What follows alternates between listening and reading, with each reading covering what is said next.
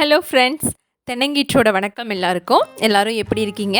இன்றைக்கி நம்ம பார்க்க போகிற ரெசிபி வந்து பொடி இட்லி தான். பொடி இட்லியா இட்லி பொடியா தெரிஞ்சுக்கலாமா? வாங்க உள்ளே போகலாம். அதுக்கு முன்னாடி நீங்கள் நம்ம சேனலுக்கு புதுசுனா நம்ம சேனல் தென்னங்கீற்றை மறக்காமல் சப்ஸ்கிரைப் பண்ணுங்கள். அப்படியே பக்கத்தில் இருக்க பெல் நோட்டிஃபிகேஷனையும் அழுத்துங்க. நான் எப்பப்போ வீடியோஸ் போட்டாலும் உங்களுக்கு வீடியோஸ் வரும்.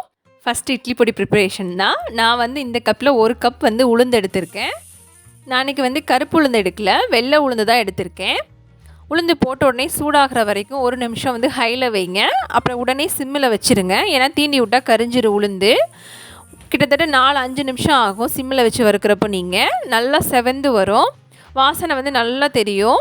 இப்போ உளுந்து வறுத்தாச்சு ஓரளவுக்கு நல்லா மொறுன்னு. இப்போ இதை ஒரு பிளேட்டில் கொட்டிக்கலாம் ஆற வைக்கிறதுக்கு.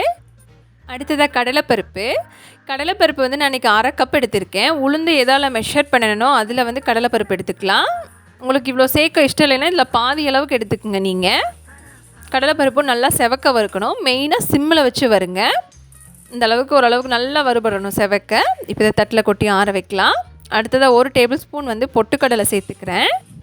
பொட்டுக்கடலையும் நல்லா சிம்மில் வச்சு செவக்க வருங்க. எதுவுமே கரிஞ்சிடாமல் பார்த்துக்குங்க. இப்போ இதை தட்டில் கொட்டிக்கலாம்.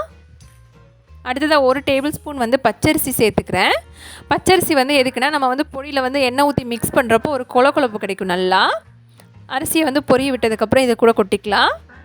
அடுத்ததாக 1 டேபிள் ஸ்பூன் எள்ளு சேர்த்துக்கிறேன். எள்ளு வந்து நல்லா சடன்னு வெடிக்கணும். அதுக்கப்புறம் எடுத்து தட்டில் கொட்டுங்க. சப்போஸ் உங்களுக்கு வந்து வெடிக்காமல் கொட்டிட்டிங்கன்னா என்ன ஆகும்னா எள்ளு வந்து கச்சல் அடிக்கும். அடுத்ததாக வரமிளகா வந்து நான் இன்றைக்கி 20 எடுத்திருக்கேன் கிட்டத்தட்ட. ஒரே ஒரு சின்ன டிப்ஸ் வந்து நீங்கள் வந்து வரமிளகா வறுக்கிறப்ப எப்போவுமே காம்பை எடுத்துகிட்டு வறுக்காதீங்க, காம்போடு சேர்த்து வருங்க. அப்போ தான் வந்து விதை வந்து விழுகாது.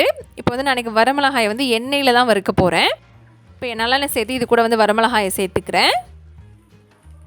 வரமிளகாயும் சிம்மில் வச்சு வருங்க. மெயினாக வரமிளகா கரிஞ்சிட போகுது. அப்போது பொடி வந்து உங்களுக்கு கலர் கிடைக்காது. நான் வரமிளகாயை வந்து தனியாக ஒரு தட்டில் கொட்டியிருக்கேன். பருப்பு கூட சேர்ந்து கொட்டலை. அடுத்ததாக கருவேப்பிலை வந்து கொஞ்சம் ட்ரையாக இருக்கிற மாதிரி பார்த்துக்குங்க. நான் மிளகா வறுத்த எண்ணெயிலே வந்து இன்றைக்கி கருவேப்பிலையை சேர்த்து வறுக்கிறேன். நல்லா மொறுன்னு வரணும் கருவேப்பிலையில் வந்து ஈரம் இருக்கக்கூடாது மெயினாக. இப்போ இது கூட மிளகா கூட சேர்த்துக்கலாம். அடுத்ததாக கல்லுப்பு சேர்த்துக்கலாம். கல்லுப்பு வந்து நான் இன்றைக்கி 1/2 டேபிள் ஸ்பூன் எடுத்திருக்கேன். இப்போ கல்லுப்பை வறுத்தாச்சு, இது கூட சேர்த்துக்கலாம். அடுத்ததாக 1 டேபிள் ஸ்பூன் எண்ணெய் சேர்த்துக்கலாம். இதில் வந்து ஒரு கோழி குண்டு சைஸ் அளவுக்கு வந்து நான் பெருங்காயம் கட்டி சேர்க்குறேன். நான் வந்து தூள் பெருங்காயத்தை எடுக்கல. பொதுவாகவே வந்து இட்லி பொடிக்கு வந்து கட்டி பெருங்காயத்தை எடுத்துக்கங்க. பெருங்காயத்தை வந்து நல்லா பொரிய விடுங்க. இப்போ வந்து இது கூட சேர்த்துக்கலாம். அடுத்ததாக வந்து மீதி இருக்க எண்ணெயில் வந்து நம்ம பூண்டு சேர்த்து வறுக்க போகிறோம். எனக்கு ஒரு 10 பல் போல் பூண்டு எடுத்திருக்கேன். பூண்டை வந்து தோலை உரிக்காமல் அப்படியே முழுசாக சேர்த்தி வருங்க. இதை வந்து தனியாக ஒரு கப்பில் வச்சுருங்க. பூண்டை வந்து தனியாகவே வைங்க, பருப்பு கூட ஒன்றா சேர்த்துற வேண்டாம். ஏன்னா நம்ம கடைசியாக தான் பொடி அரைச்சதுக்கப்புறம் ஒரு சுற்றி எடுக்க போகிறோம் ஜாரில். கடைசியாக மீதி இருக்க எண்ணெயில் வந்து இந்த பருப்பெல்லாம் போட்டு லைட்டாக வறுத்துக்கலாம். இந்த ஸ்டெப் வந்து எதுக்குன்னா பருப்பு வந்து பொடி வந்து ரொம்ப ட்ரையாக இருக்காது, ஓரளவுக்கு எண்ணெய் பிசு போட இருக்கும். அதுக்காக இப்போ மிளகாய் இது கூட சேர்த்தாச்சு. எல்லாத்தையும் நல்லா மிக்ஸ் பண்ணி ஒரு தட்டில் கொட்டி ஆற வைக்கலாம். மெயினாக வந்து சிம்மில் வச்சு வருங்க. தீயை வந்து தீண்டிடாதீங்க, பருப்பு கரிஞ்சிடும். பொடி டேஸ்ட் வந்து நல்லாவே இருக்காது. இந்த மாதிரி பருப்பு வந்து சிம்மில் வச்சு வறுக்கிறப்போ நல்லா வாயில் போட்டு பார்த்தீங்கன்னா முறுக்குன்னு இருக்கும். நல்லா பொடியோட ஃப்ளேவரை வந்து என்ஹான்ஸ் பண்ணி காட்டுறது வந்து பெருங்காயம் தான், அதே போல் பூண்டும் தான். இப்போ வந்து ஒரு சின்ன மிக்ஸி ஜாரில் இதை சேர்த்துக்கலாம். மிளகாய் காம்பை வந்து நான் எடுக்கல, அதோடு தான் சேர்த்து அரைக்க போகிறேன் இன்றைக்கி. இப்போ திறந்து காட்டுறேன் பாருங்கள் எப்படி இருக்குன்னு. பொடி உங்களுக்கு நல்லா கலர்ஃபுல்லாக இருக்குது. உங்களுக்கு குறைப்பாக அரைங்க. சப்போஸ் உங்கள் வீட்டில் சின்ன குழந்தைங்க இருக்கிறாங்கன்னா கொஞ்சம் நைஸாக அரைச்சிக்குங்க, சாப்பிட்றதுக்கு அவங்களுக்கு ஈஸியாக இருக்கும். கடைசியாக அதில் பூண்டு சேர்த்து ஒரு சுற்றி எடுக்கலாம். பூண்டை வந்து தோல் உரிக்க வேண்டாம், அப்படியே முழுசாக போடுங்க. பல்ஸ் மோடில் வச்சு 2 சுற்று, அவ்வளோதான். இட்லி பொடி ரெடி. நமக்கு கூட சுட இட்லியும் ரெடி.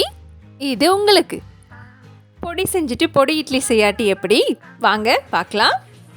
குழிக்கரண்டியில் 1 கரண்டி எண்ணெய் சேர்த்துருக்கேன். அதில் வந்து 1 டீஸ்பூன் கடுகு சேர்த்துக்கலாம். கடுகு நல்லா வெடிக்கட்டும். ஒரு கொத்து கருவேப்பிலை கடுகு வெடிச்சதுக்கப்புறமா மெயினாக தீயை சிம்மில் வச்சுட்டு இட்லி பொடி சேருங்க. நான் இன்றைக்கி வந்து 1.5 டேபிள் ஸ்பூன் இட்லி பொடி சேர்க்குறேன். எண்ணெயோட நல்லா மிக்ஸ் பண்ணிக்கலாம். 4 இட்லியை வந்து நான் இந்த மாதிரி பொடி பொடியாக நறுக்கி வச்சுருக்கேன் குட்டியாக. இப்போ இது கூட சேர்த்துக்கலாம். அதை சேர்த்து நல்லா மிக்ஸ் பண்ணி விடுங்க. யாருக்கெல்லாம் மிக்ஸ் பண்ணுறப்பவே நல்லா வாசனை வருதுன்னு சொல்லுங்கள். கடைசியாக வந்து 1 நிமிஷம் ஹை ஃப்ளேமில் வச்சு வதக்குங்க இட்லியை. அவ்வளோதான், நம்ம பொடி இட்லி இப்போ ரெடி ஆகிடுச்சு. இதை வந்து சூடாக சாப்பிட்றத விட ஒரு அரை மணி நேரம் கழித்து நல்லா ஊறி சாப்பிட்றப்போ செம்ம டேஸ்ட்டாக இருக்கும். கண்டிப்பாக ட்ரை பண்ணுங்கள் இந்த ரெசிபியை. ட்ரை பண்ணிவிட்டு கமெண்ட்ஸை சொல்லுங்கள். மறக்காமல் இந்த வீடியோக்கு ஒரு லைக், ஒரு ஷேர். தேங்க்யூ ஃபார் வாட்சிங்.